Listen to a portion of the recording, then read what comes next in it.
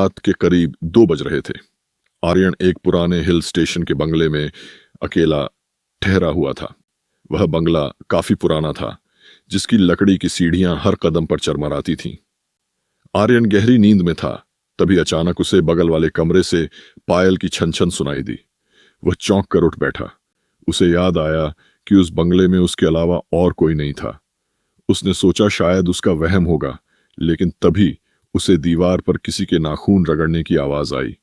चर चर। हिम्मत जुटाकर आर्यन ने टॉर्च उठाई और बगल वाले कमरे की ओर बढ़ा।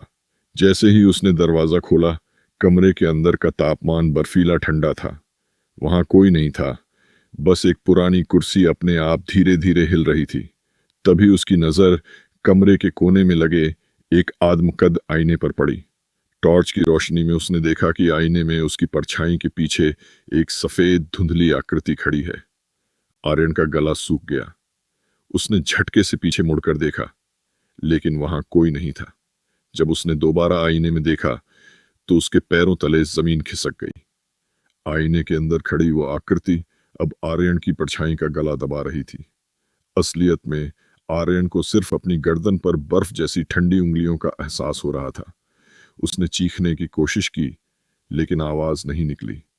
कमरे का दरवाजा अपने आप जोर से बंद हो गया। मोमबत्ती की आखिरी लौ बुझते ही एक ठंडी फुसफुसाहट सुनाई दी।